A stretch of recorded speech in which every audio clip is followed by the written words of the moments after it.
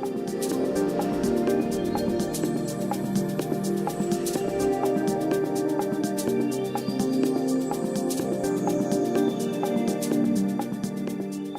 my name is Phil Hirons. I head up the Customer Management Exchange Network here at IQPC.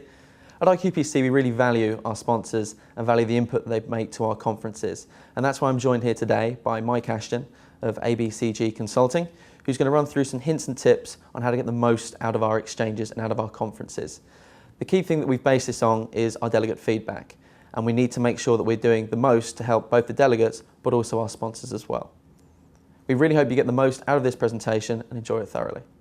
Hello, my name's Mike Ashton, and I was delighted when the team at IQPC asked me to put together a short webinar on making memorable and impressive presentations at their conferences. According to conference delegates, as you heard from Phil, amongst the most common pitfalls to avoid are presentations that aren't relevant, that feel like a hard sell, that are too long, or are, quite frankly, poorly delivered. So here are some tips that I hope will help, perhaps as a reminder of things that we all know we should do, but let's be honest, sometimes we don't.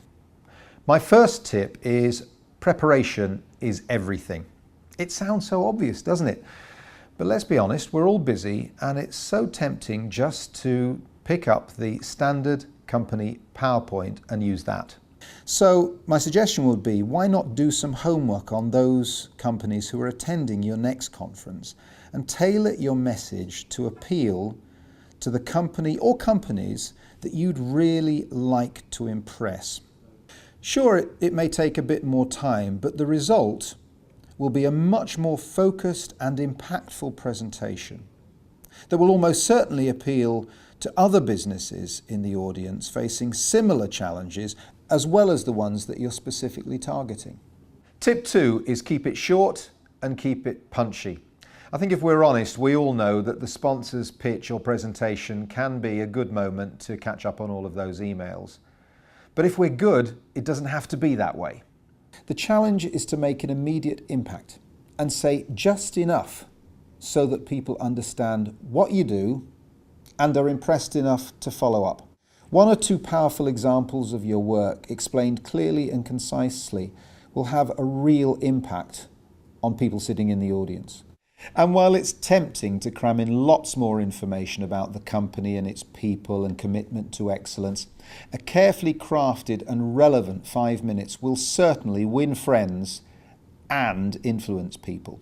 Tip 3 is my personal favourite.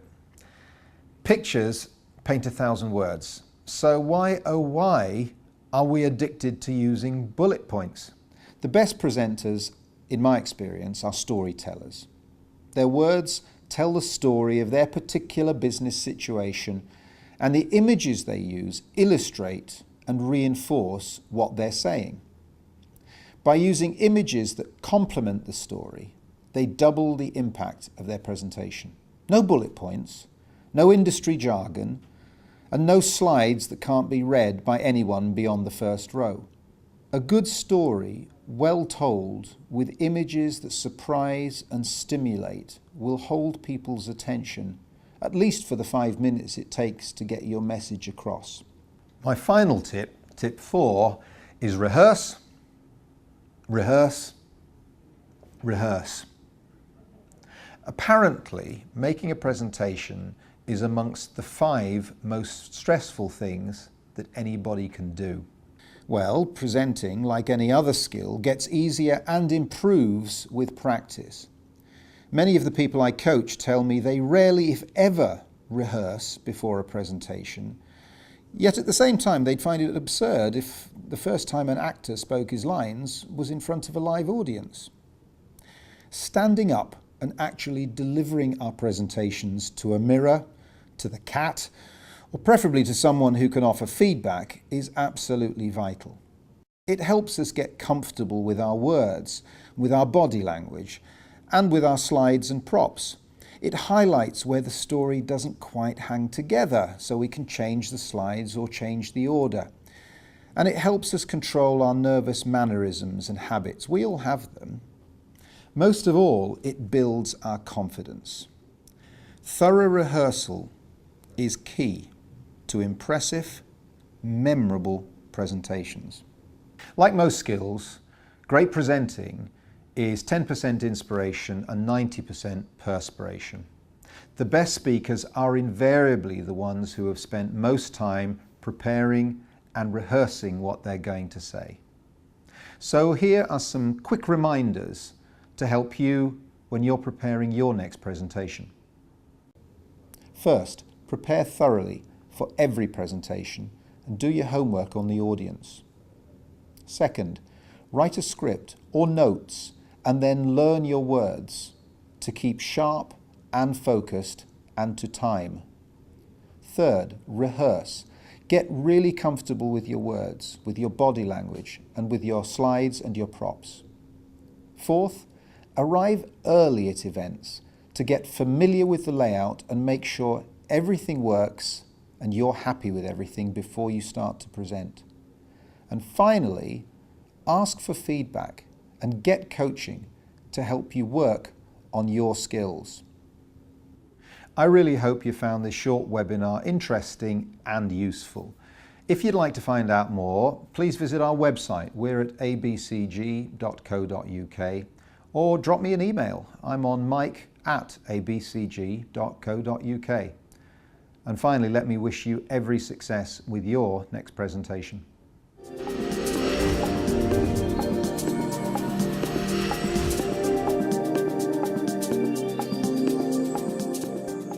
Hi, I'm Phil Hirons. I head up production on the Customer Management Exchange Network, and I'm joined here with Mike Ashton, as you know, who gave a fantastic presentation, as you'll have seen. Mike, just a couple more questions, if you don't mind. Sure. In your presentation, you talk about doing homework on the audience. Could you explain a little bit more about that? Yeah, for me, it's all about being impressive. The key to having somebody want to come and talk to us at the break or after we've made our pitch is that we've impressed them with stuff that's relevant and meaningful. If we have a client meeting, an important business meeting, then the chances are we would all prepare for that. We would find out a bit about what our prospective client or customer is dealing with at that time. We'd think about how our products and services might help them, and we'd think in some detail about how we might put that across, whether it's a presentation or use of examples or case studies. I don't see that it's any different at a conference, really. I think there's a real danger that when trying to present to a room full of 200 people, we try to be all things to all people. And of course, that's virtually impossible. The chances are success at any kind of conference or networking event is going to be having 5, probably 10 maximum companies that want to talk to us after the event and with whom we could potentially build a relationship and do business. Therefore, isn't it more logical to do some homework, figure out who's coming to the conference, think about what they might be wanting to hear, and put together a presentation which is designed specifically to pitch to them? Now, the chances are in an audience of 100 or 200 people, they aren't going to be the only ones facing those kind of challenges, and therefore there's going to be a halo effect. There'll be others who will be equally interested, but particularly because you've been impressive, you've come across strong, and that for me always is based on really tailored preparation and relevant case studies and feeling confident about what you're saying. So the bottom line is, rather than trying to be all things to all people, try to be really impressive by tailoring what you have to say to a limited number of companies in the audience, and the chances are you'll have broader appeal then as well. I've noticed you've mentioned preparation a couple of times and really sort of emphasised that point. Yeah, absolutely. Why is that in particular? Well, preparation, specifically rehearsal, is so important. The fact is, when we stand up to speak, there's an awful lot to think about, isn't there? It's probably why people find it so stressful. The words we're going to use, how we're going to say them, trying to remain confident and comfortable, not getting that fluffy, dry mouth that we all tend to get, how we stand, so we don't start developing all sorts of nervous twitches and body language, and then making sure our slides and props or presentation charts are all to hand and that we understand how the machines work. There's a lot to think about, so it's understandable why it becomes stressful. It seems to me like practicing a sport. The more we do it, the more comfortable we get with it. And most sports people will tell you the reason they practice the same thing over and over again is when the crunch comes and they're under pressure, their body just naturally clicks into place. And it's just the same for making a presentation. By standing up, rehearsing it just as though we were to an audience, preferably with somebody there to give us some feedback on what we're doing or saying, because of course we can't always tell that ourselves. We get comfortable with our words, with the flow of things, with what we're going to say next, with what works, with what doesn't work, and with making sure that we're in control of all of the technology as well. Just one specific example, one of the biggest crimes of a presenter, which really does annoy people and it can undermine an otherwise very impressive presentation, is going on too long, overrunning. How can you possibly know how long your presentation is going to take if you haven't run through it a couple of times and timed it? Reading it doesn't tell you that, because reading it to yourself is not the same as standing up and projecting, which almost invariably takes longer. So there's just a good example or a good reason why you would rehearse to know how long you're going to take.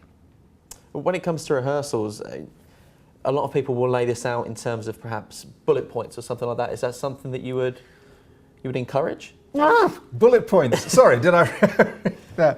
Bullet points are the mind killer for me. Right. They do talk about death by PowerPoint, and I think that's really unfair to PowerPoint. Bad PowerPoint, which for me equals, in many cases, long-winded bullet points, lots of words, certainly that's death by PowerPoint. There's only so much information that somebody can take in at any one time. And the chances are you're going to take it in either through your ears or through your eyes, or the two things have got to work together. If you put a lot of words on a slide, what's the natural thing that's going to happen? Somebody's going to read them. And if they're reading them, they're not going to be listening to you. So they can do pretty much one thing at a time, unless what they're looking at complements what you're saying in a different way. Right. Now the fact is, images do stimulate. They excite, they interest, they add value, because an image will get across in a split second, with some emotion as well very often, what a lot of words will take much longer to do. Therefore, the simple rule of thumb for me is, if you put up a slide, you have one point that you want to make, your words will describe that point, and the image, which could be a picture, it could just be one or two words writ large on the screen, will complement and reinforce what you are actually saying. The reason that we make a presentation rather than circulating a report is because when we're presenting, we can be far more persuasive. We can engage emotionally with people, we can look them in the eye, we can get them to smile, we can win them over. It's important, therefore, that we make the most of that opportunity, and that means describing something and using images that will keep their interest by use of humour, surprise, drama. And the two things have to work together. And that really is why, for me, bullet points have no place in a presentation. If there's a lot of information to communicate, circulate it separately and use the presentation to do something else. Okay, well, Mike, thank you so much for your time. You're welcome. As ever, we're very grateful. You've been such a huge advocate and played such a huge role in the Customer Management Exchange portfolio, and we look forward to seeing you again. Great, thanks. Thanks very much.